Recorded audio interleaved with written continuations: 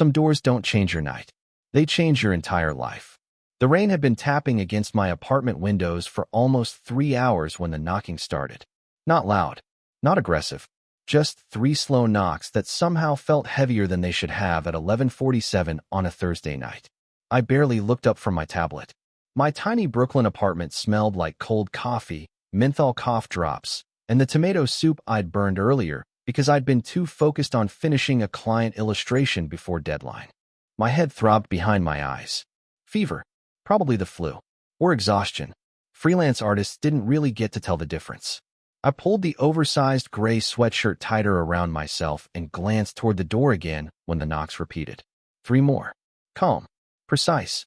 Delivery drivers usually buzzed impatiently or hammered like the building was on fire. These knocks felt controlled. Intentional. My phone lit up beside me with the delivery app notification. Arriving now. I sighed in relief. Finally. Medicine. Maybe orange juice if the guy actually remembered the second bag. I pushed myself off the couch, my socked feet brushing against cold hardwood floors as thunder rolled somewhere over Manhattan. The hallway light outside my apartment leaked faint gold beneath the doorframe. For some reason, my chest tightened when I reached for the handle. A weird instinct. Tiny. Irrational. I should have checked the peephole first. I know that now. But at the time, I was tired and dizzy and thinking more about NyQuil than survival instincts. I unlocked the deadbolt and opened the door halfway. The first thing I noticed was the suit. Black. Tailored so perfectly it didn't even look real against the flickering hallway lights. The second thing I noticed was that he wasn't holding any food, or medicine, or anything at all. He just stood there like he belonged in a different world than mine. Tall, broad shoulders, dark hair brushed neatly away from a face that looked carved out of stone and bad decisions. Rainwater still glistened faintly on the collar of his coat. His eyes found mine immediately. Gray. Cold enough to stop my breathing for half a second. Then he smiled. Not warmly. Not politely. Just enough to make something deep in my stomach tighten. "Claire Bennett?" he asked quietly. His voice was smooth. Controlled. The kind of voice that made you listen even when every instinct told you not to. Yeah?" I answered before my brain caught up with the danger standing 3 feet away from me. He glanced past me into my apartment like he'd already memorized the layout. The couch. The sketchbooks scattered across the coffee table. The half-dead plant by the kitchen counter. "Good," he said softly. "You're home." Something about the way he said it made my pulse stumble. I tightened my grip on the door automatically. "I think you have the wrong apartment." His eyes returned to mine slowly. "No," he said. "I really don't." Thunder cracked again somewhere outside, loud enough to shake the hallway windows. And then I heard footsteps echoing from the stairwell behind him. Multiple pairs. Heavy. Measured. The man didn't look back. Didn't react at all. But his smile faded slightly, as if he'd just remembered something inconvenient. That was when I noticed the faint smear of blood near the cuff of his white shirt. Not fresh. Darkened by rainwater. My throat went dry instantly. Every horror story my mother had ever warned me about came rushing back all at once. Don't open doors late at night. Don't trust strangers with expensive smiles. Don't ignore your instincts just because someone looks calm. I started pushing the door closed. His hand caught it easily. Not violent. Not rough. Just firm enough to stop it from moving another inch. My heart slammed painfully against my ribs. "Please," I whispered before I could stop myself. His eyes softened for the briefest second. Almost human. "Claire," he said quietly. "If I wanted to hurt you, I wouldn't be knocking." Then the hallway lights flickered once. Twice. And somewhere downstairs, a man started screaming. The screaming downstairs lasted maybe 2 seconds before it cut off so suddenly that the silence afterward felt worse.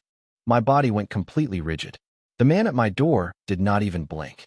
Somewhere behind him, footsteps moved quickly up the stairwell. Calm. Organized. Nothing about this felt random anymore. I tightened both hands around the edge of the door and tried to ignore the way my pulse was pounding against my throat. "Who are you?" I asked. My voice came out thinner than I wanted. He studied me for a second before answering. "Damien Moretti." The name meant nothing to me at first. Just another rich guy in Manhattan with an expensive coat and a dangerous face. But then I saw it. The reaction from the men behind him as they reached the hallway landing. 4 of them. Dark suits. Dark eyes. The kind of men who scanned every corner automatically like they expected trouble to appear from the walls themselves. One of them slowed when he saw me standing there. "Boss," he said quietly. "We found him downstairs." "Boss." Something cold slid slowly down my spine. Damien barely turned his head. "Alive." The man hesitated. "Barely." Damien exhaled once through his nose. Controlled. Annoyed more than emotional. "Bring him up." Every survival instinct inside me screamed at once. "No." The word slipped out before I could stop it. All four men looked at me immediately. I hated how small my apartment suddenly felt. How tiny. How impossible to escape from. Damien looked back at me slowly. "No. You cannot just bring people into my apartment." My voice shook harder now. "I do not know who you are." His gaze held mine for 3 long seconds. Not angry. Worse. Calm. "Claire," he said softly, "you opened the door." Before I could answer, movement appeared at the far end of the hallway. 2 men carrying someone between them. A man in a soaked gray hoodie whose feet dragged weakly against the carpet runner. His face stayed hidden, head hanging forward, rainwater dripping steadily onto the floor. My stomach turned instantly. I stepped backward without realizing it. Damien noticed. Of course he noticed. He noticed everything. "Inside," he said quietly. "Please." That last word should not have sounded dangerous. But somehow it did. I shook my head immediately. "I am calling the police." One of the men behind him almost smiled at that. Damien did not. He simply reached into his coat pocket slowly and pulled out my phone. My actual phone. The one I had left charging beside the couch 10 feet behind me. My blood went ice cold. "How did you?" "Your window faces the fire escape," he interrupted calmly. "You should lock it at night." I could not breathe for a second. My apartment suddenly did not feel like home anymore. It felt watched, studied, prepared. Damien extended the phone toward me carefully. "I am giving this back because I need you calm." I stared at him without moving. "Who are you people?" His expression barely changed. "People having a very long night." Thunder shook the building again. The hallway lights flickered once more before settling into dim yellow. Behind Damien, the injured man lifted his head slightly for the first time. Just enough for me to see fear written across his face before one of the guards guided him forward again. Not rough. Not cruel. Just controlled. Everything about these men was controlled. Damien finally stepped closer, lowering his voice enough that only I could hear it. "You are scared right now. I understand that." His gray eyes locked onto mine. Cold. Sharp. Exhausted somehow beneath all the control. "But if you slam this door in my face, Claire, the men downstairs will eventually come looking for him." His gaze shifted briefly toward the hallway behind him. "And they will not knock first." People think fear feels loud. It does not. Real fear is quiet. It is standing barefoot in your apartment at midnight while strangers decide whether your home is safe enough to hide inside. I realized my hands were shaking when my apartment keys slipped from my fingers and hit the hardwood floor with a sharp metallic sound. Nobody moved. Nobody spoke. Even the rain outside seemed quieter now. Damien watched me carefully while the men behind him carried the injured stranger through my doorway like this had already become their space instead of mine. I stepped backward automatically until the edge of my couch pressed against the back of my knees. "You cannot stay here," I whispered.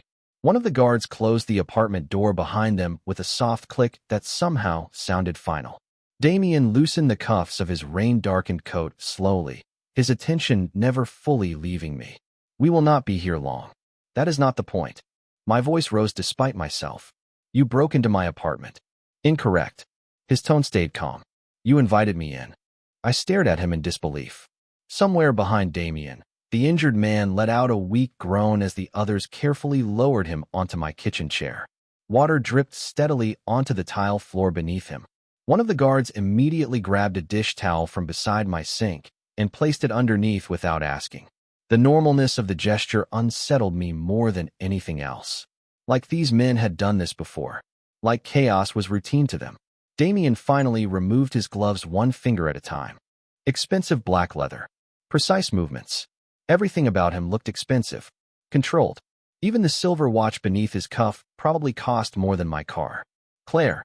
The sound of my name in his voice pulled my attention back instantly. "Sit down before you fall down. I am not going to faint." His eyes flicked briefly toward the cold medicine sitting untouched on my coffee table. "You have a fever." I opened my mouth to deny it before realizing how ridiculous that would sound. My apartment suddenly felt too warm, Too small. Damien stepped further inside without waiting for permission, glancing toward the framed sketches hanging beside my bookshelf. You drew these? I blinked. What? The charcoal work. He nodded slightly toward the wall. The hands are good. The random shift in conversation confused me enough that I forgot to be afraid for half a second. You broke into my apartment, and now you are critiquing my artwork. One corner of his mouth moved slightly. Not quite a smile. I am attempting to calm you down. It is not working. No, he agreed quietly. Probably not. The honesty caught me off guard. Behind him, one of the guards approached carefully. Boss. Damien turned slightly. What? The black sedan circled the block twice. Every muscle in the room tightened instantly. I felt it before I fully understood it. The atmosphere changed. Harder. Sharper. Damien looked toward the rain-covered windows near my fire escape. His expression became unreadable again. How many? At least 3. Silence stretched. Heavy. Then Damien looked back at me. Do you have somewhere else you can stay tonight? I stared at him. You are asking me that now. Answer the question. No, my voice cracked slightly. My sister is in Seattle, and everybody else I know lives in this building. He nodded once like he had expected that answer already. Of course he had. He probably knew my entire life before he ever knocked on my door. The thought made my stomach tighten again. I folded my arms across my chest, suddenly cold despite the fever burning behind my eyes. Why are they after him? Damien glanced toward the injured man sitting weakly in my kitchen chair. His jaw tightened almost invisibly. Because he made a mistake. What kind of mistake? His gray eyes met mine again. Calm. Dangerous. Exhausted. The kind people do not survive twice. Then the lights in my apartment went out completely. Darkness changes people. It strips away the illusion that everything is normal. The second my apartment went black, every sound became too loud. Rain against the windows. Breathing. The old pipes rattling somewhere inside the walls. My own heartbeat slamming hard enough to hurt. Somebody near the kitchen cursed under his breath.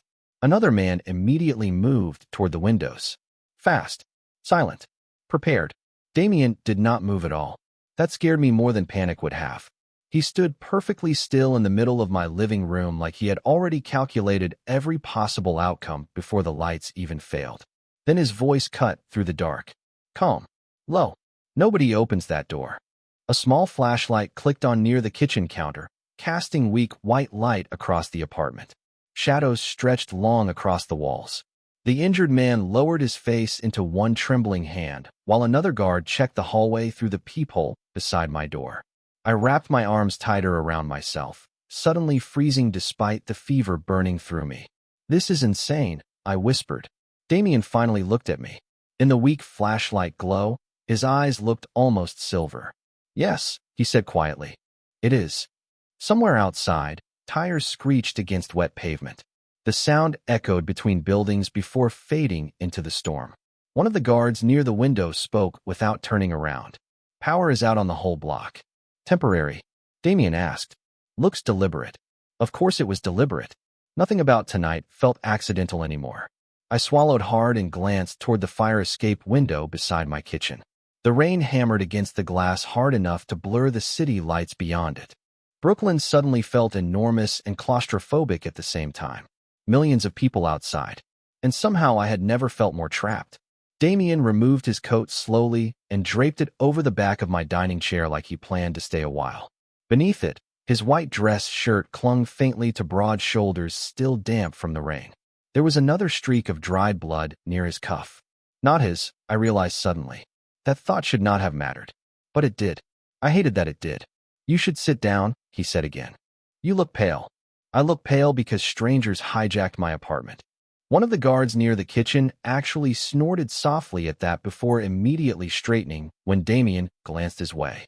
The reaction surprised me enough that I stared for a second. These men feared him. Completely. Damien turned back toward me. You are sick. And you are unbelievable. For the first time, the corner of his mouth moved slightly upward. Tiny. Gone almost instantly. Probably. The lights from outside suddenly flashed across the rain-soaked windows. Headlights. My stomach dropped immediately. One dark sedan rolled slowly past the building below. Then another. Damien noticed my expression change before I even spoke. Stay away from the windows, Claire. The way he said my name should not have affected me anymore. But somehow it did. Controlled. Steady. Like he expected obedience without raising his voice. I hated that part most. The way the room automatically adjusted around him. One of the guards stepped closer to Damien. "Boss, we should move." Damien glanced toward the injured man still sitting weakly at my kitchen table. "He cannot walk far. Neither can staying here." Silence stretched again. Heavy. Then Damien looked toward me slowly. "Claire." My pulse jumped instantly. "What?" He studied my face carefully before speaking. "How much do you know about your father?" The question hit so unexpectedly that I blinked at him in confusion. "My father, Daniel Bennett." Hearing my father's full name in his voice sent a cold wave through my chest. "How do you know my father?" Damien did not answer immediately. Outside, thunder rolled low across the city again. Then he reached into the inside pocket of his shirt and pulled out an old silver lighter, worn at the edges, scratched deeply across the front. He turned it once in his hand before holding it toward me beneath the flashlight glow. My breath caught instantly, because engraved into the metal were two initials I recognized immediately. DB. My father's initials. For a second, I forgot about the ring. The men. The darkness swallowing my apartment whole. I could only stare at the lighter resting in Damien Moretti's hand. My father used to carry that lighter everywhere when I was little. I remembered sitting on the kitchen counter at 8 years old while he clicked it open and closed absent-mindedly during late-night phone calls he never let me hear. My throat tightened painfully. "Where did you get that?" Damien watched me carefully. "Your father gave it to me." No, the answer came too quickly. Too sharp. "That is impossible." My father had been dead for almost 7 years. Heart attack. Sudden. Ordinary. At least that was what everybody told me. Damien stepped closer, the flashlight glow catching the silver strands hidden near his temples. "I knew him a long time ago." "You are lying." "I do not lie unless I need to." Something about the way he said it made my stomach twist harder. Honest. Not kind. Just honest. I stared at the lighter again. The scratches near the hinge. The tiny dent near the bottom corner from when I dropped it once as a kid and cried for an hour because I thought my father would be angry. He never was. He just laughed and told me some things survived falling apart. My chest suddenly felt too tight to breathe normally. "How do you know my father?" I asked again, quieter this time. Damien looked down briefly at the lighter before closing it with a soft metallic click. "Your father saved my life." Silence filled the apartment immediately afterward. Even the guards stopped moving for a second. I shook my head slowly. "My father sold insurance." Damien's expression changed almost invisibly. Not amusement. Something sadder than that. "That is not all he did." My pulse stumbled again. Memories flashed through my mind too quickly to catch properly. Strange late-night calls. Locked office drawers.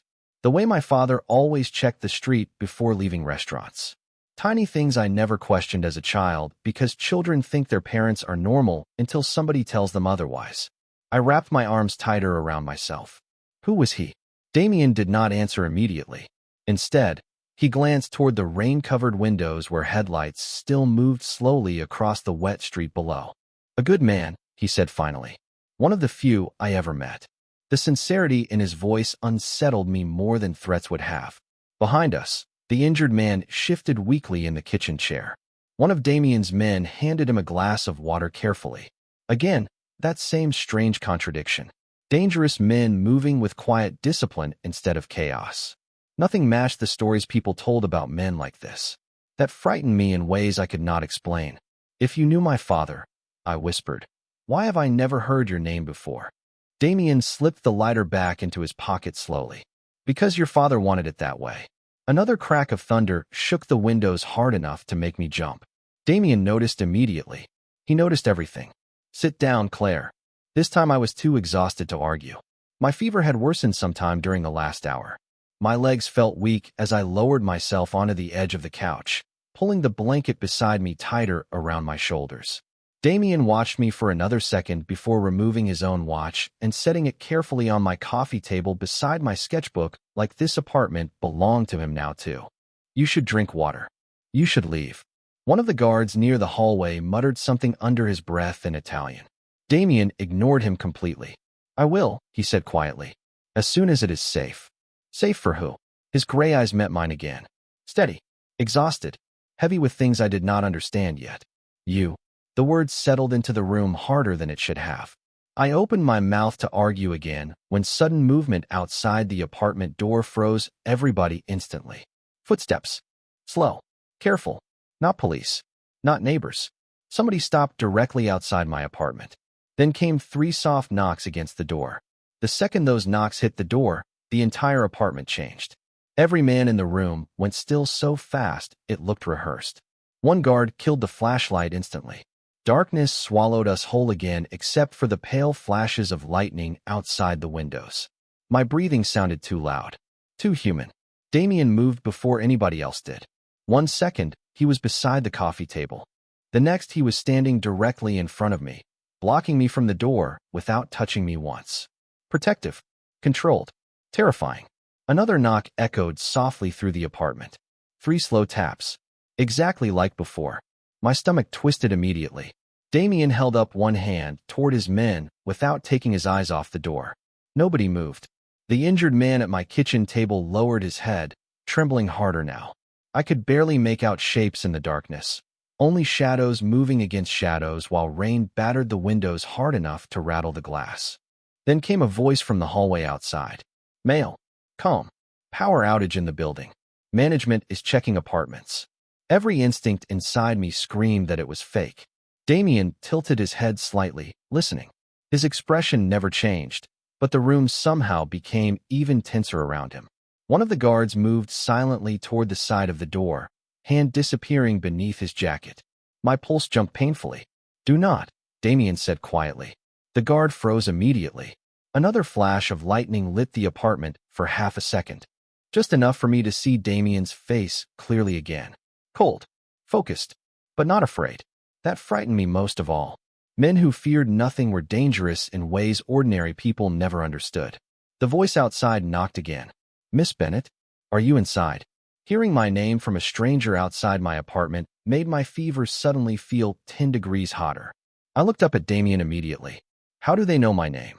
His jaw tightened almost invisibly. Because they are looking for you now too. The words landed like ice water down my spine. What? Quiet. Another silence stretched across the apartment. Then footsteps echoed faintly farther down the hallway. Not leaving. Positioning. Waiting. Damien finally glanced toward one of his men. Check the fire escape. The guard moved instantly toward the kitchen window, disappearing into the shadows. I wrapped the blanket tighter around myself, trying to stop shaking. None of this felt real anymore. An hour ago, I had been arguing with a grocery delivery app because they forgot my soup crackers.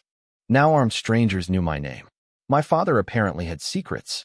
And Damien Moretti stood in my apartment like a storm wearing an expensive watch. Claire. His voice softened slightly when he looked back at me. I need you to listen carefully. I swallowed hard. Why are they after me? Because they think you saw something tonight. But I did not. That does not matter. Another lightning flash illuminated the apartment again. Damien's eyes looked almost hollow for a second, tired in a way I had not noticed before, like he had spent years carrying things too heavy to put down. One of the guards returned from the kitchen window quickly. 2 men in the alley. Damien nodded once. Expected. Looks that way. My chest tightened harder. What is happening? Damien looked at me for a long moment before answering. The man downstairs was supposed to disappear quietly tonight. His voice stayed calm. Flat. Instead, he ran. My eyes drifted toward the injured stranger at my kitchen table. He would not look at me anymore.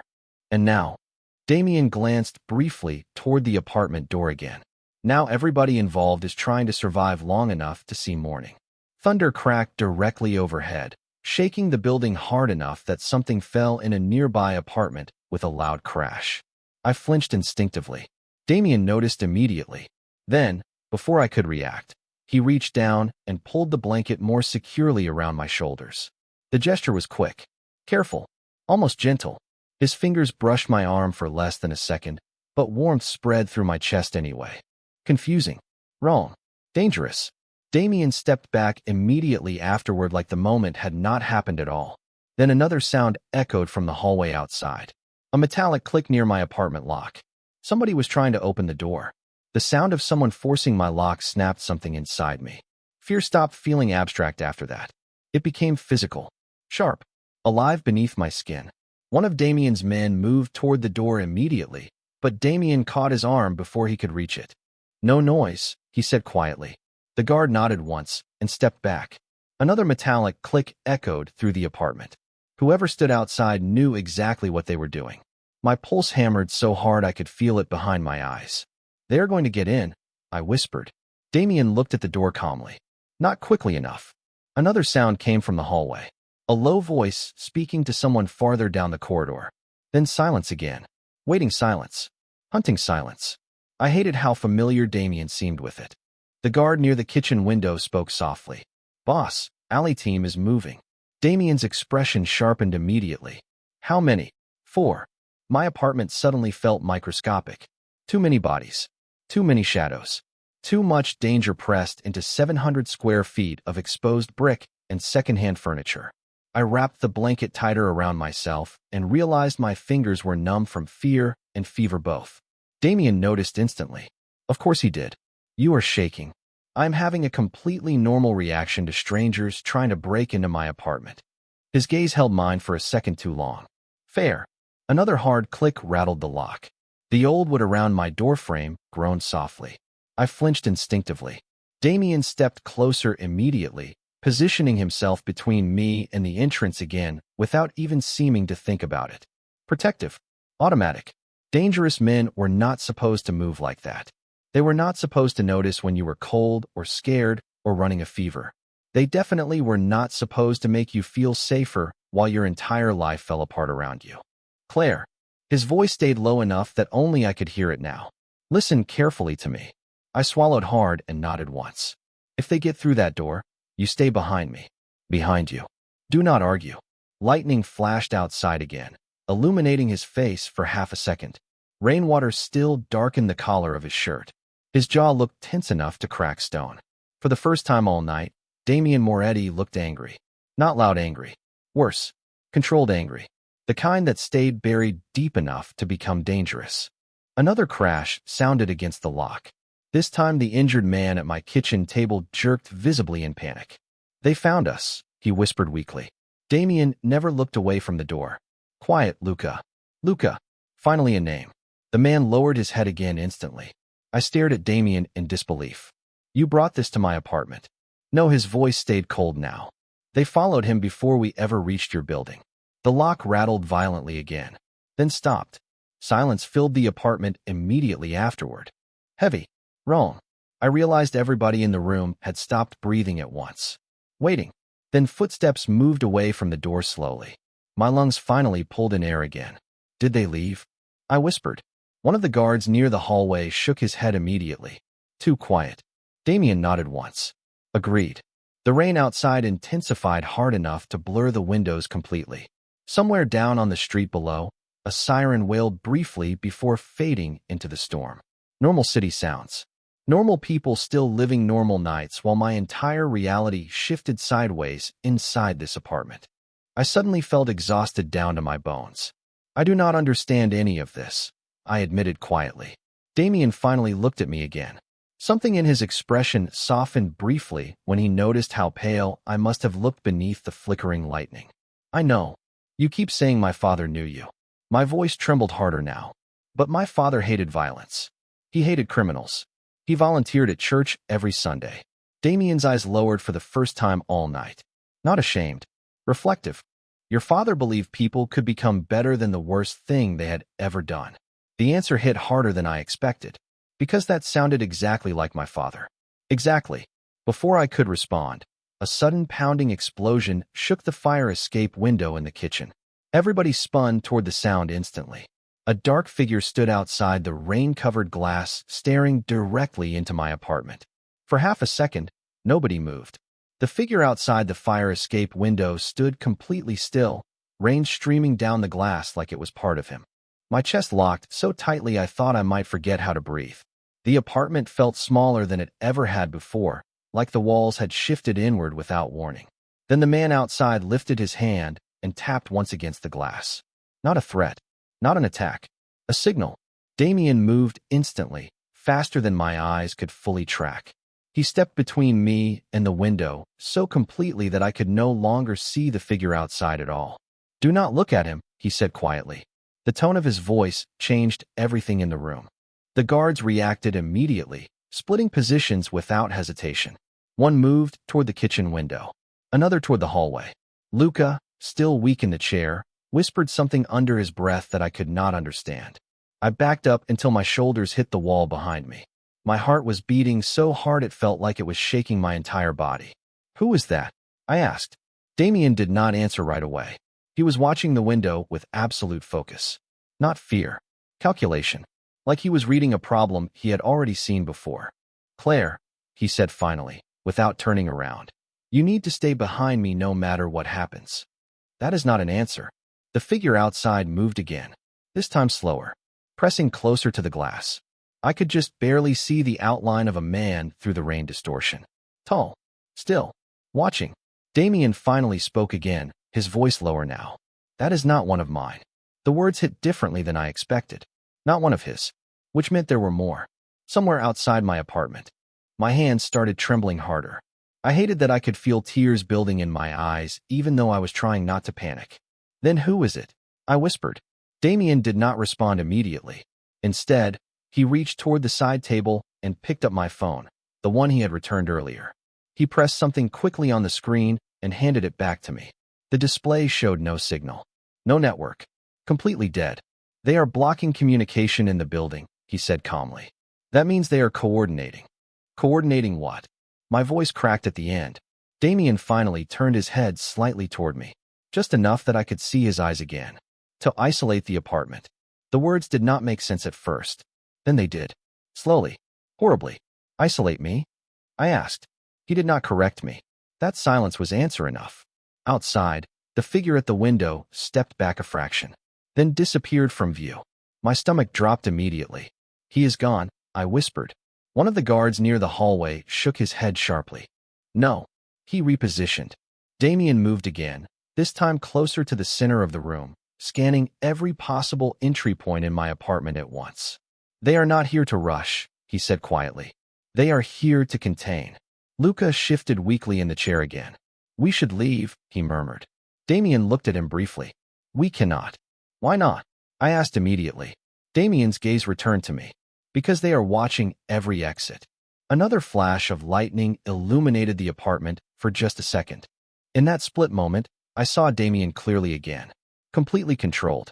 But something behind that control looked older than tonight. Like this was not the first time he had been trapped like this. The fire escape window creaked again softly. Not a knock this time. Just pressure. Testing. My entire body went rigid. "They are coming in," I whispered. Damien lifted one hand slightly, without looking away from the window. "No," he said quietly.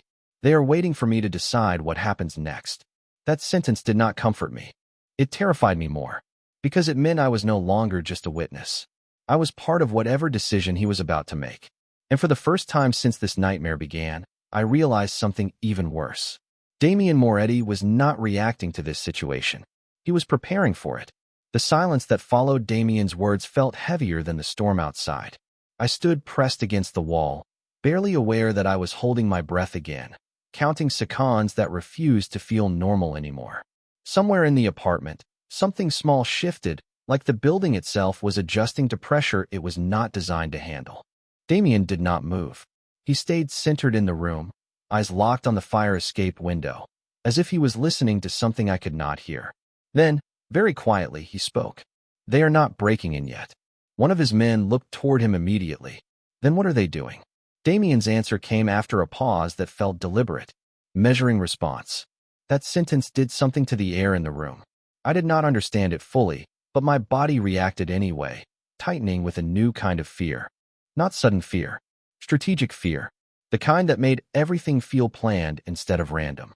Outside, the figure at the fire escape returned again. This time closer. More visible through the rain-streaked glass. He was not trying to hide anymore. He was watching. Waiting.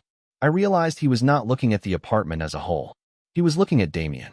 That realization made my stomach twist. "They are here for you," I said without thinking. Damien did not deny it. That silence confirmed everything. Luca shifted weakly in the chair again, his voice barely audible. They would not risk a full perimeter unless, he stopped himself, coughing lightly into his hand. Damien glanced at him briefly. "Unless they believed I would respond personally," Damien finished.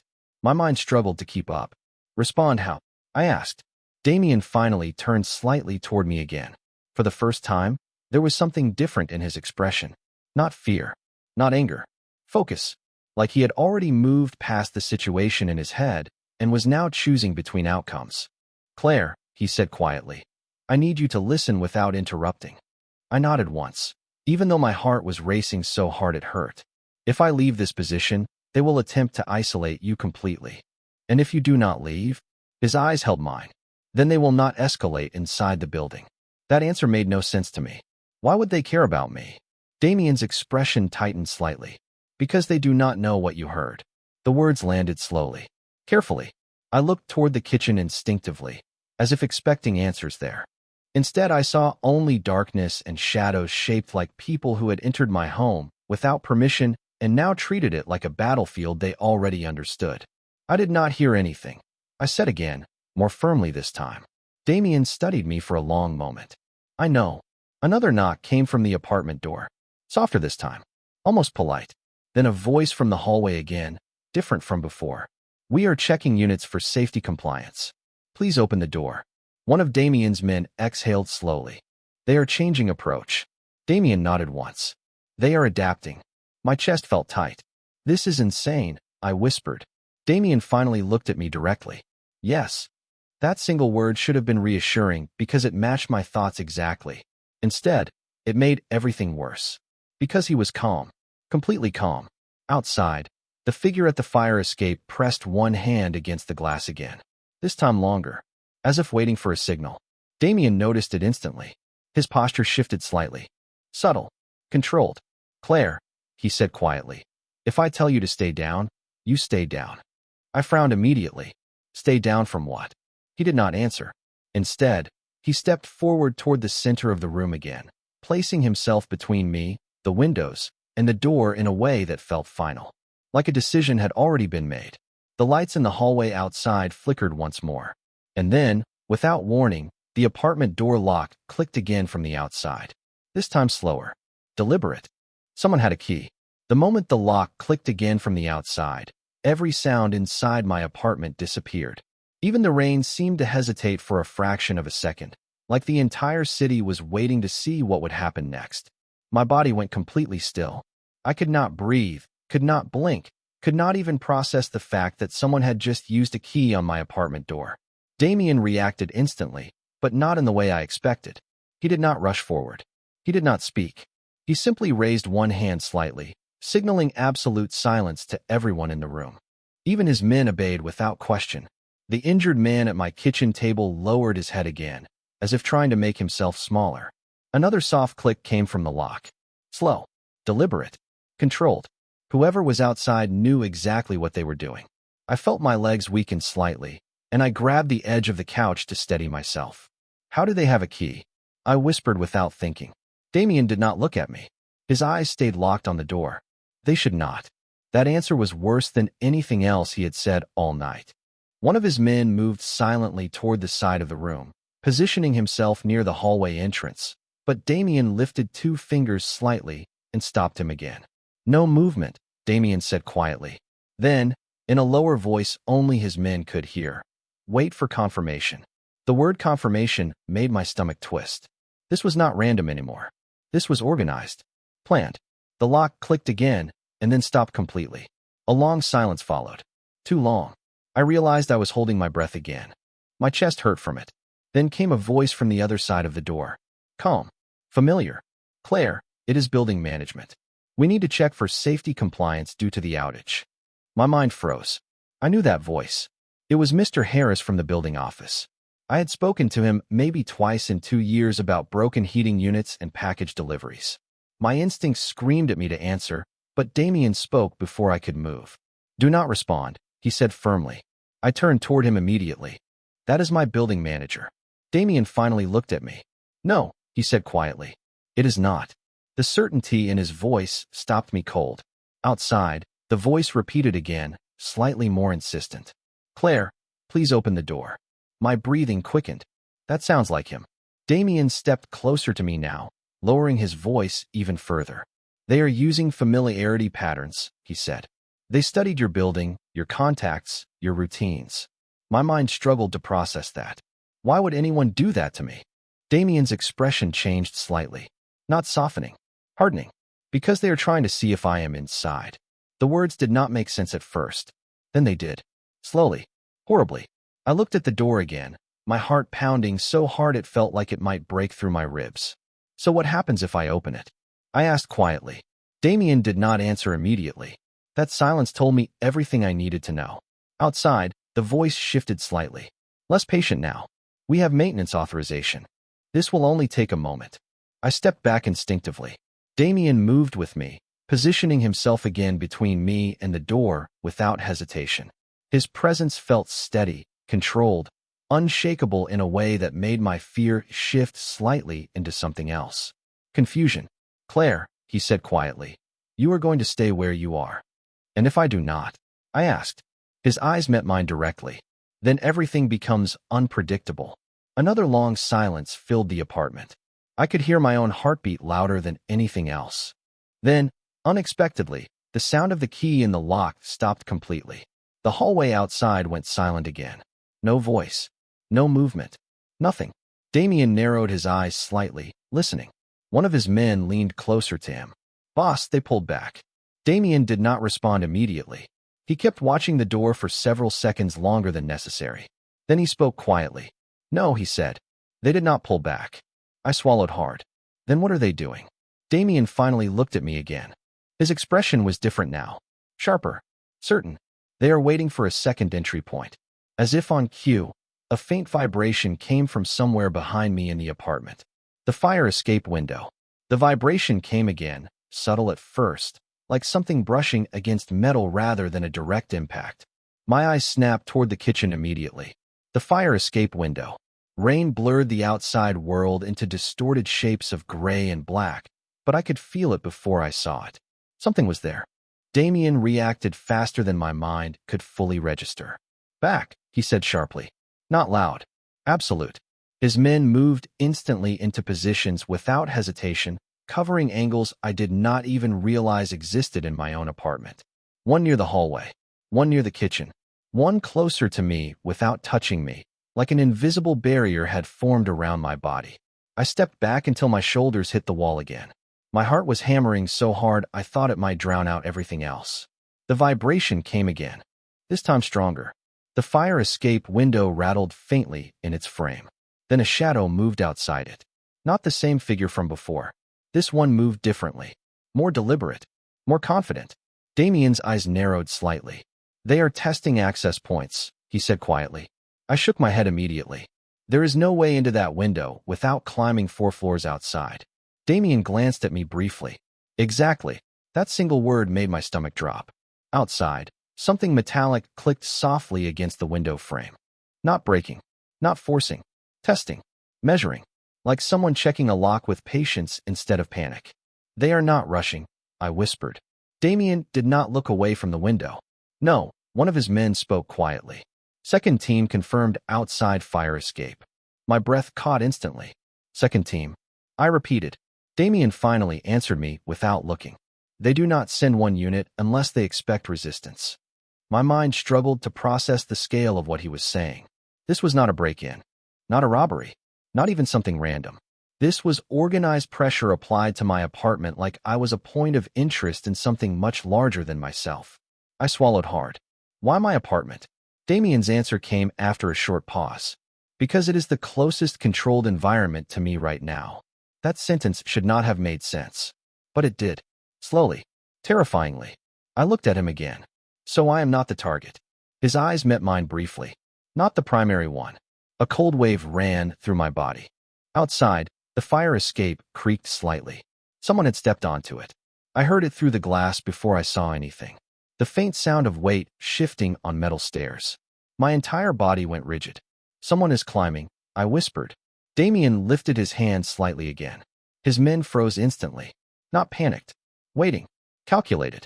The fire escape window darkened as a figure came closer, partially visible through rain distortion. I could see a hand press against the glass. Slowly. Measuring. Not breaking in yet. Just confirming presence. Damien's voice dropped lower. Do not move unless I say. I nodded without thinking, My entire body locked in place. The figure outside stayed there for a long second, then leaned slightly closer, as if trying to see inside. I held my breath, so tightly it hurt. Suddenly, Damien spoke. Calm. Controlled. Claire. I looked at him immediately. Do not react to what you see next. That sentence made my blood run cold. What do you mean? I whispered. He did not answer. Instead, he raised 2 fingers slightly toward one of his men. A signal. The man moved instantly toward the kitchen counter. My confusion spiked. Then I heard it. A faint mechanical sound near the window frame. Not outside. Inside. My eyes snapped down toward the edge of the fire escape window. A thin device had been placed between the frame and the seal. Small. Almost invisible in the rain shadow. A soft light blinked once. Then twice. My stomach dropped instantly. What is that? I whispered. Damien's voice stayed calm, but sharper now. A trigger marker. The words meant nothing and everything at the same time. I looked at him in panic. For what? He finally met my eyes fully. To confirm I am inside before they breach. My breath stopped completely. Outside, the figure on the fire escape stepped back slightly, as if satisfied, then disappeared downward into the rain. Damien exhaled once through his nose, controlled. They have confirmation. My voice barely worked. Confirmation of what? He looked at me for a long moment before answering. That I am here. Silence filled the apartment again, but this time it felt heavier. Final. Damien turned slightly toward his men. We moved before the second phase. One of them nodded. Extraction route. Damien's eyes shifted briefly toward me. We are not leaving through the front. I swallowed hard. Then how are we leaving? Damien finally looked directly at me again. His voice lowered.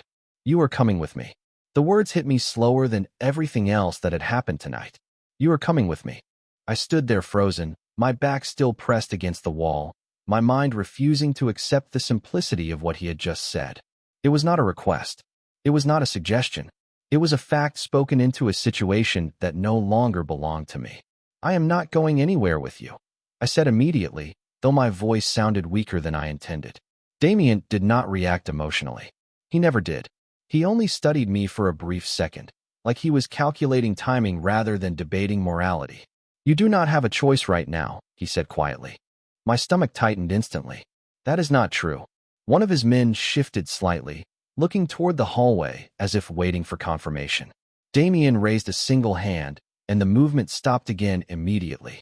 The control he had over them made everything worse. Not louder, not more aggressive, just absolute. Claire, he said again, softer this time. Listen to me carefully. I shook my head. No, I do not even know you. I am not getting involved in whatever this is. Damien's expression changed slightly at that. Not anger. Something closer to frustration that had been carefully contained for a very long time. Outside, another faint sound came from the fire escape window. The metallic vibration again. Testing.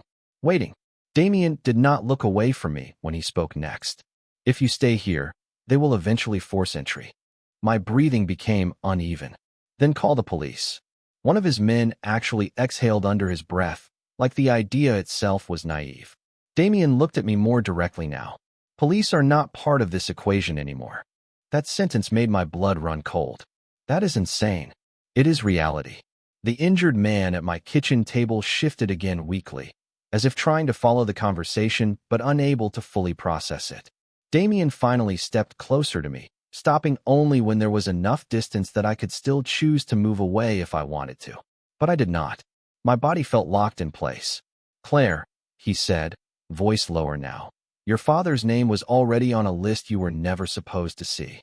My breath caught instantly. What list? Damien hesitated for the first time. It was subtle, almost unnoticeable, but it was there. A protection ledger, he said finally. Old agreements. Old debts. Old boundaries that were supposed to stay closed. My mind spun. My father was not involved in anything like that. Damien's eyes held mine steadily.